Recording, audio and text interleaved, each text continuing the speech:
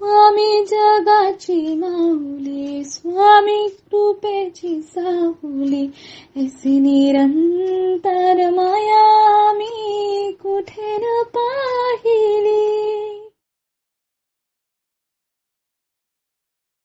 श्री स्वामी समर्थ.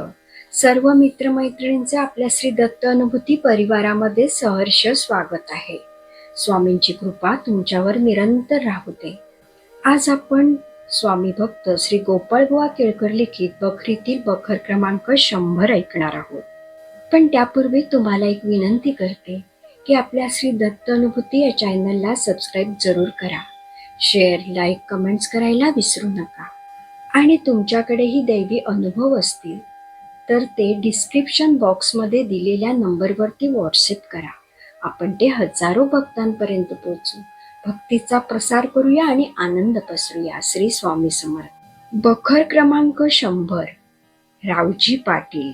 अक्कलकोट व सोलापूर यांच्यामध्ये रामपूर म्हणून एक गाव आहे. तेथे रावजी पाटील हा एक ब्राह्मण व त्याची नातलग विठाबाई म्हणून राहत होते. दोघे श्री स्वामींची भक्ती करीत असत. कधी कधी महाराज रामपूरला जात असत. एका वेळेला महाराजांचा 16 दिवस रामपूरला मुक्काम पडला. महाराजांजवळ चोळप्पा, गणपतराव, रामभाऊ, दाढीवाले, महादेव भट, बाबासाहेब यादव वगैरे सेवेकरी मंडळी होती. असो, महाराजांप्रित्यर्थ 40 ब्राह्मण जेवू घालण्याचा रावजी पाटलांचा नवस होता. अनायसे समर्थांची स्वारी आपल्या गावात आलीच आहे. ही संधी नवस फेडण्यास उत्तम आहे असे मनात आणून विठाबाईने 40 पानांची सामुग्री आणून स्वयंपाक तयार केला.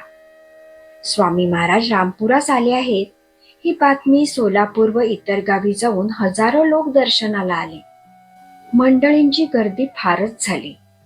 इकडे विठाबाईंनी स्वयंपाक सिद्ध केला व समर्थांची मंगलस्नान घालून गंधाक्षदा लावून षोडशोपचार पूजा केली व भोजनास पात्र वाढून तयार केले.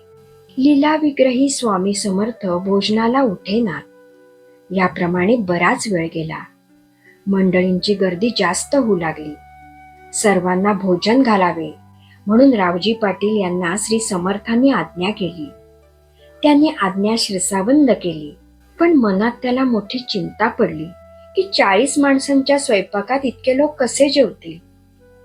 अशा चिंतेत आहे इतक्यात त्याला व विठाबाईला बोलवून स्वामींनी एक टोपली आणण्यास सांगितली.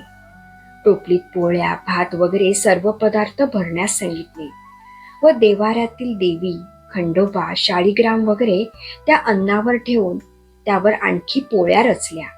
मग दोघांकडून अन्नपूर्णेची पूजा करवली. विठाबाईच्या डोकीवरती टोपली देऊन तिच्याकडून तुळशीला 3 प्रदक्षिणा करविल्या. मग ती टोपली महाराजांनी आपल्याजवळ ठेवून पात्रे वाढण्यास सांगितले. स्वयंपाक घरातून अन्न बाहेर आल्यावर मागे फिरून पाहू नये अशी वाढणाऱ्यांना आज्ञा केली. त्याप्रमाणे रावजी पाटील, महादेव भट व दुसरे सेवेकरी वाढण्यास लागले. पहिली पंगत 400 पानांची उठली. पण तरीही अन्न घरात जसेच्या तसे शिल्लक आहे असे पाहून सर्वांना आश्चर्य वाटले. सर्वांनी स्वामी नामाचा जय जयकार केला. येथे येणाऱ्या सर्व लोकांना भोजन घालावे अशी वारंवार महाराज आज्ञा करीत.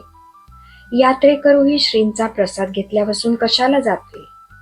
याप्रमाणे प्रहर रात्रीपर्यंत जेवणाचा ताट उडून राहिला होता. पुढे महाराज उपाशी असल्याने भोजन करावे म्हणून रावजी पाटील यांनी प्रार्थना केली.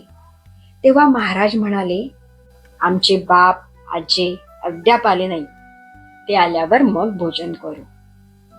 या बोलण्याचा अर्थ कोणाच्या लक्षात येईना. पुढे काही वेळाने सोलापूरहून सरकारी कामगार मंडळी आली. त्यांनी दर्शन घेऊन भोजन केले.